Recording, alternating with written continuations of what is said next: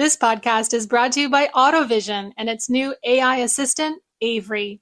Avery delivers data-driven appraisals, pricing, and detailed strategies for every vehicle.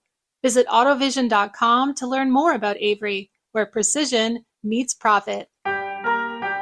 Welcome to this weekend drive edition of Daily Drive for the third week in October 2025.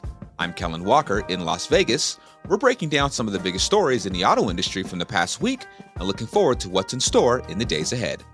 Joining me today are Larry Velaquette, who covers Toyota and Subaru for us at Automotive News.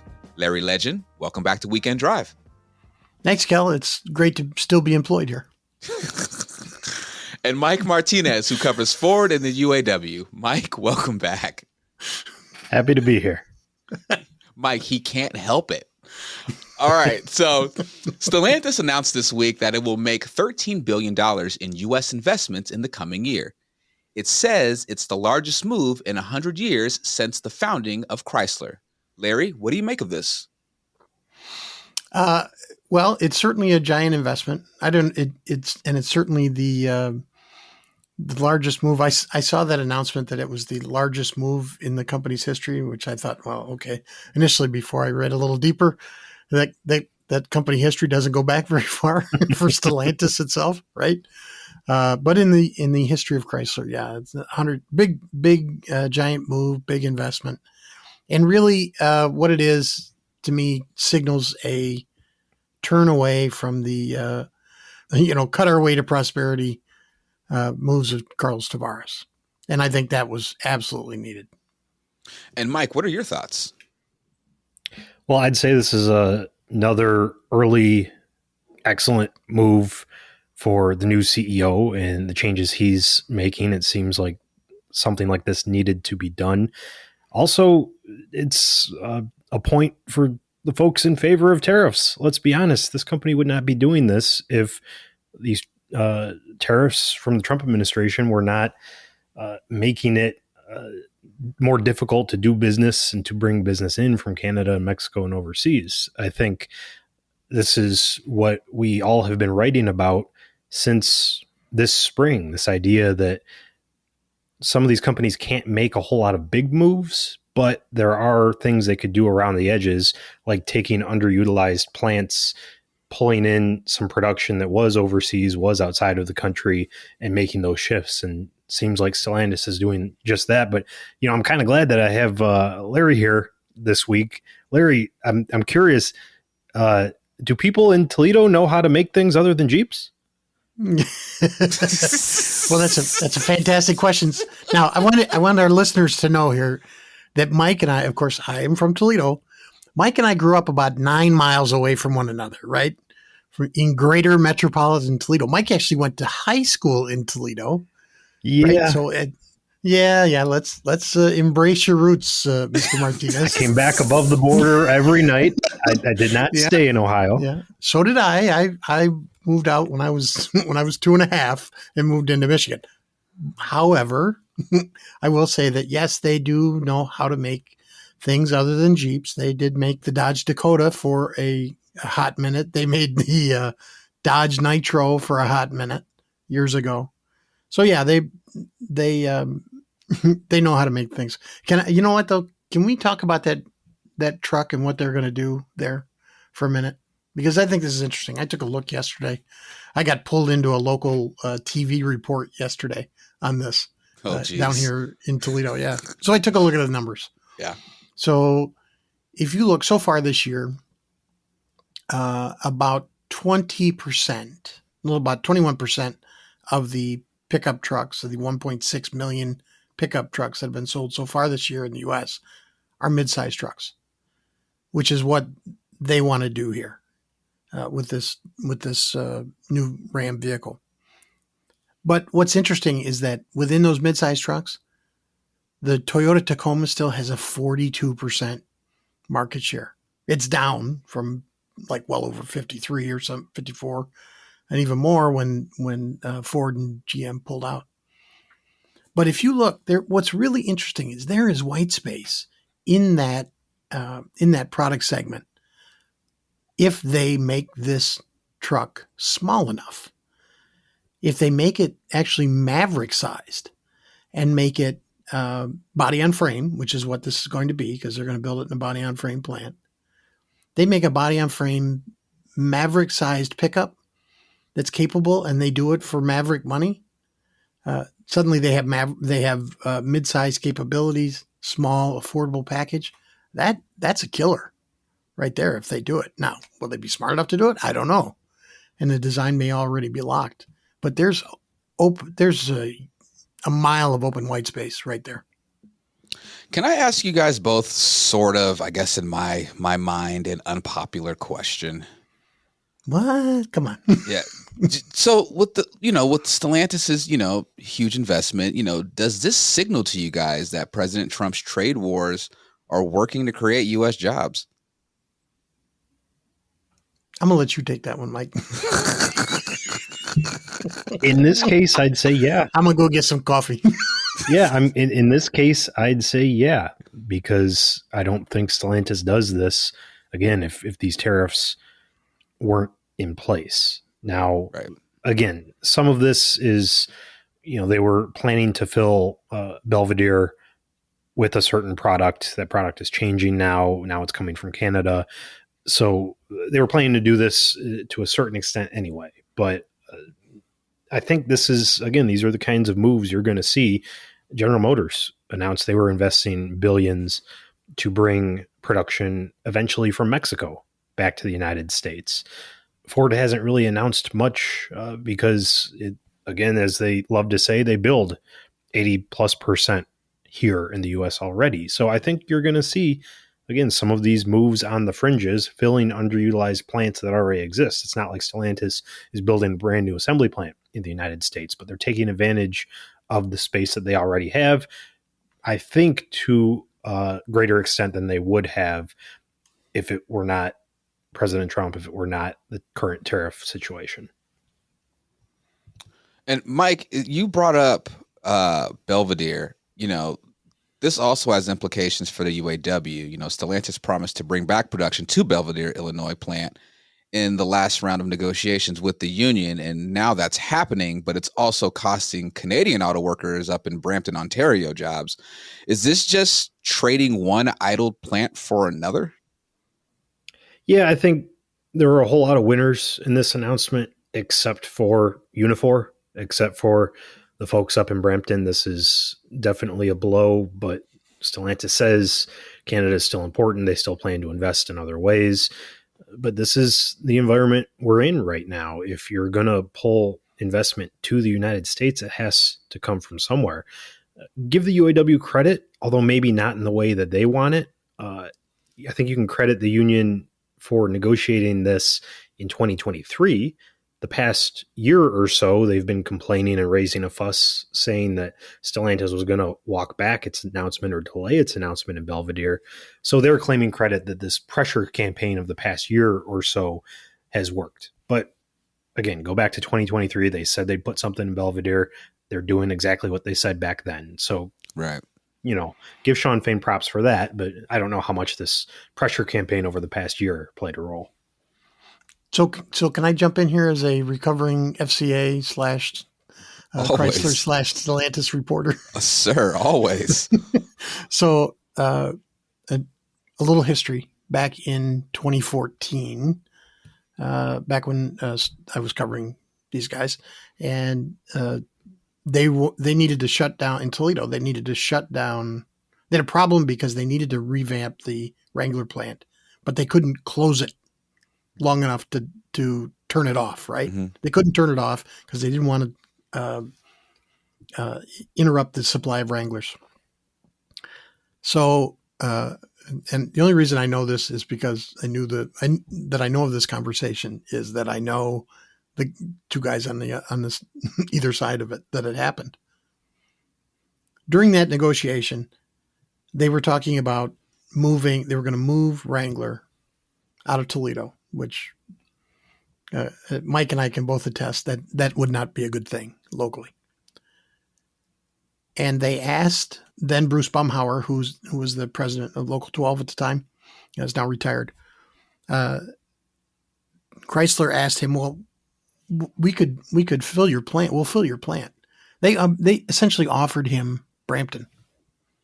They offered him all the products at Brampton to fill the plant up while they rejiggered it to make Wranglers elsewhere. And they said no. They didn't want it. But they've been trying to close Brampton for a long time. Mm. The cars that they were making out of Brampton, the Charger, the Chrysler 300, the Challenger, which Mike owns, by the way. Excellent vehicle.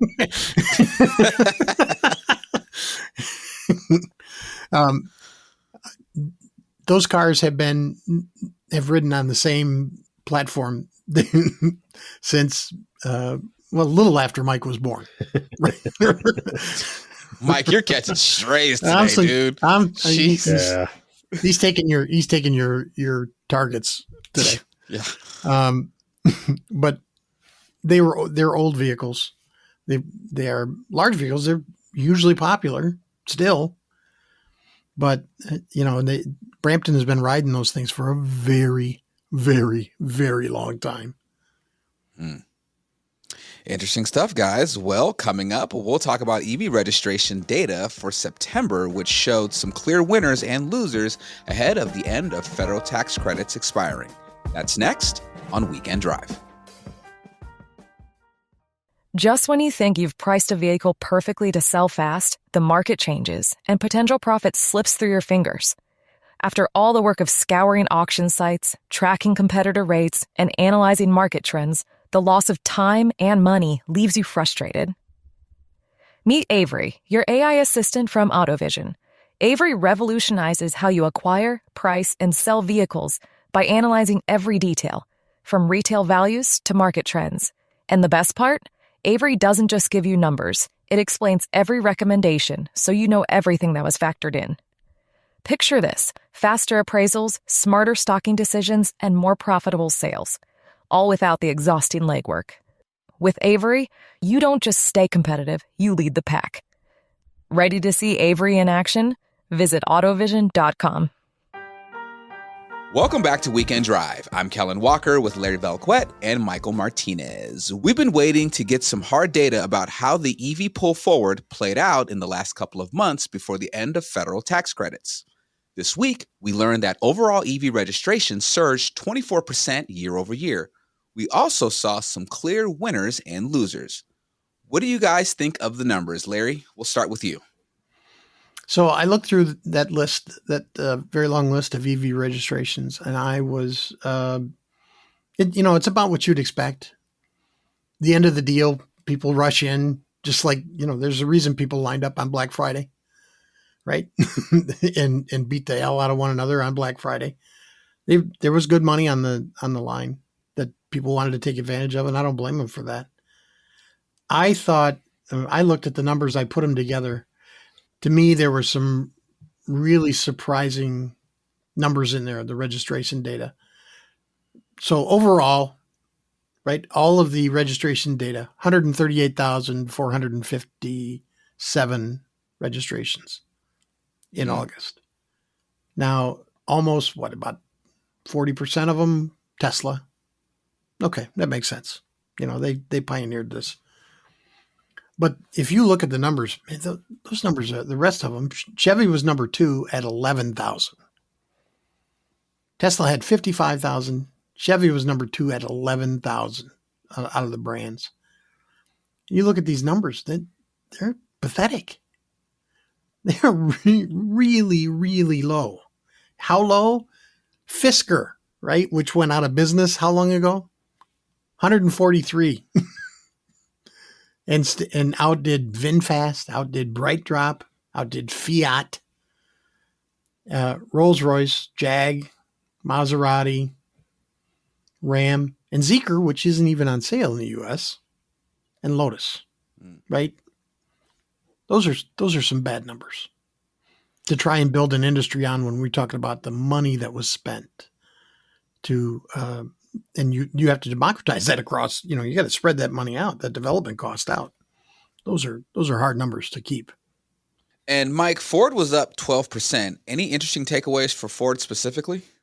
Just thanking God that those federal tax incentives ended to drive traffic because nothing's meaningfully different about the Mach-E or the Lightning for the latest model years. I think maybe there's some minor performance boosts on some trims and, minor cosmetic updates that you tend to see year over year. But, Ford's losing big money on those vehicles, and they're not going to meaningfully redesign them until this next wave comes out in a few years on their new platform. So nothing's really changed about the product. It's just, again, the story for the rest of the industry. Got a lot of pull ahead sales from people trying to take advantage of that expiring tax credit. So that's the story. The real story is going to be what those Ford numbers and the rest of the numbers look like this month and the month after and into 2026. Yeah. I want to point out, our producer, Jake, pointed out to me, yay, Jake, that both Toyota and Lexus were way down, had big drops when they should have had, in theory, they should have had giant numbers, right? Their percentages actually dropped. But here's what's important for those. They were effectively sold out of EVs. They didn't have any to give to expire on the expiring tax credits, right? We talked about, you may have seen the story. Maybe we're going to talk about it, about GM and Ford offering for a bit to buy those cars up and then sell them out slowly. But they didn't have any to do. Now part of that is because they got caught a little bit. The timing of this worked for them because they didn't have a mid-year changeover. But for their dealers, they don't have dealers carrying those EVs now on their floor plan month over month, now shopping for customers who are going to come in to buy them. And Larry, you brought up Toyota, and I'm interested in your thoughts in Toyota only being the mainstream brand other than Nissan that saw that big drop. What's going on with the BZ4X? So they're in the middle of a changeover. They're changing the name from the really bad BZ4X to the only slightly less bad BZ. I was going to ask you, what does that even mean? Well, BZ4X? That's a great question. You have to ask Akio Toyota because this was his naming nomenclature, right? BZ stands for Beyond Zero, which mathematically does not exist. But hey, whatever. It's fine. Less than zero. You're a billionaire. You can name it whatever you want. You can do whatever the hell you want. Do whatever the hell you want. When your name is, your name's on the building, right? You can do whatever you want, right? So they were in the middle of a changeover. It's about to get a much better range, which it needed. It's about they're going to keep doing their Kaizen process and making it better, which it needed. They just happened to luck out on the timing here, frankly. And Mike, GM saw a $1.6 billion hit for walking back its EV production plans, similar to Ford spending almost $2 billion to cancel its 3-row EV last year. What do you make of that? Well, I think this all sort of fits in. Larry mentioned at the top the amount of money automakers are spending on these EVs for very little return so far.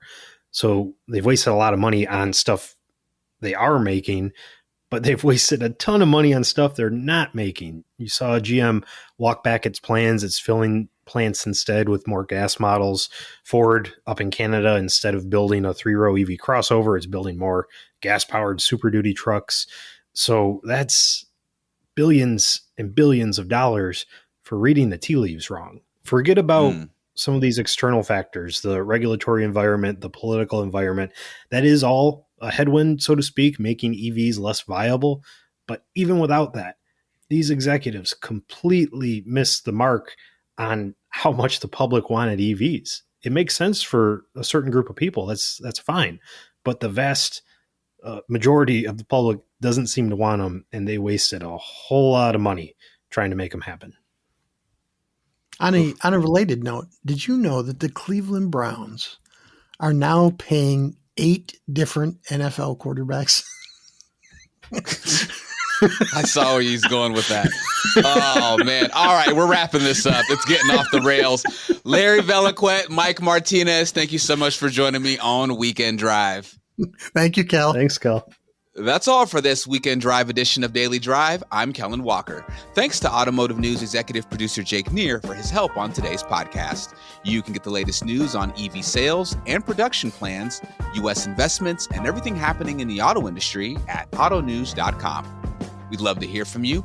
Let us know what you think of the show and the topics we covered today.